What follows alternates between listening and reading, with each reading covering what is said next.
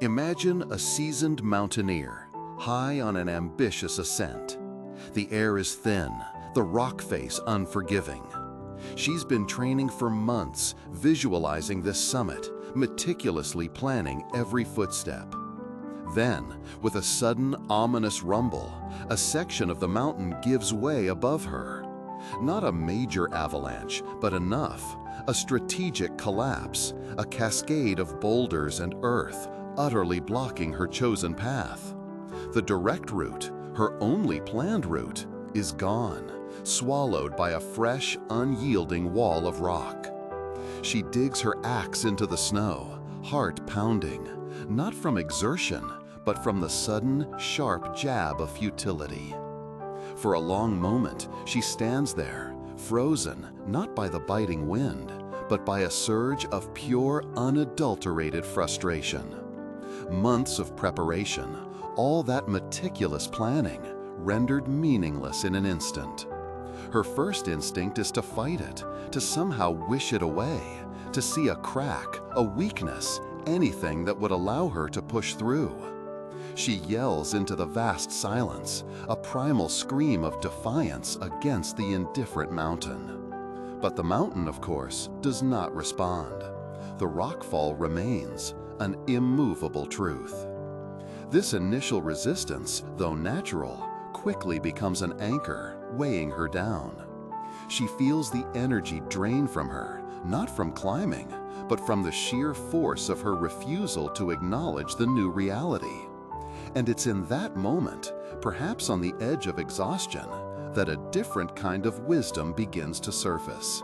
A voice, quiet but persistent, whispers, "This path, as you envisioned it, is no longer available. Not for now, not in this way." This isn't surrender. Surrender would be collapsing in despair, turning back immediately, admitting defeat without truly assessing the landscape. What she's feeling isn't a relinquishing of her goal, but a profound internal shift, the letting go of her attachment to a specific outcome, a specific path. It is the raw, difficult acceptance that this particular, deeply desired way forward is, for now, closed.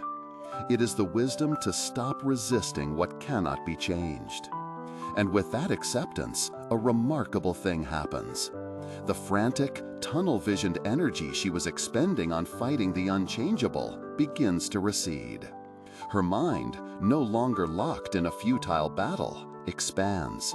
She lifts her gaze from the immediate, impassable wall and begins to scan the wider horizon.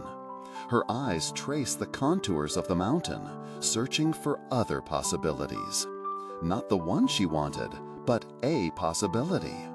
She sees a faint, almost imperceptible gully to the left, higher up.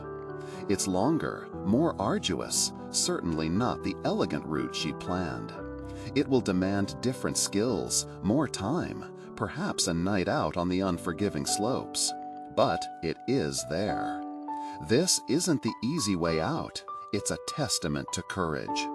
The courage to look at a new, difficult reality without flinching, and then the courage to act where one still can. Her acceptance of the rockfall wasn't a retreat. It was a strategic repositioning. It cleared the mental space, unburdened her spirit, and allowed her to identify a new, viable path forward, demanding a different kind of strength, a different kind of resolve. Our mountaineer eventually reached the summit, not by bulldozing through the rockfall, but by meticulously navigating a new, unforeseen route. The climb was harder, yes, but the victory was perhaps sweeter, imbued with a deeper understanding of resilience and adaptability. Her story, in its solitary defiance and subsequent clarity, offers us a powerful metaphor for life itself. How often do we find ourselves railing against our own rockfalls? A lost job, a broken relationship, an unexpected health diagnosis, a dream that crumbles, a global crisis that shifts the very ground beneath us. Our first instinct, so often, is to resist, to wish things were different, to replay scenarios, to argue with reality. And in that resistance, we expend immense energy, emotional and mental, leaving us exhausted and often blind to alternative paths. But what if, instead, we embrace the profound wisdom of acceptance, not as a passive resignation, but an active, conscious choice, to say, this is what is, for now, to acknowledge the unchangeable, not with despair, but with a quiet, firm acknowledgement. This frees us.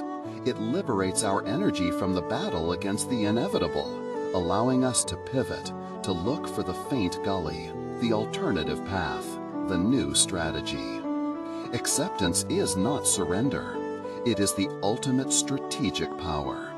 It is the wisdom to stop fighting battles that cannot be won, and the courage to focus our energy, our creativity, and our resolve on the battles that still can be.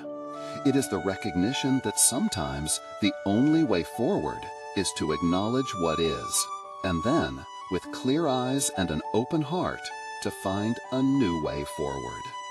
Perhaps as you reflect on your own life, you can identify a rockfall that you've been pushing against.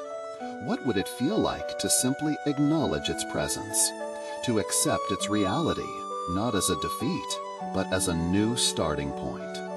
What new paths might reveal themselves once you release the heavy burden of futile resistance? Thank you for listening. If this resonated with you, I invite you to share your thoughts in the comments below. How has acceptance shaped your own journey? And what does strategic power mean to you? Your insights enrich this conversation. Until next time, may you find wisdom in acceptance and courage in action.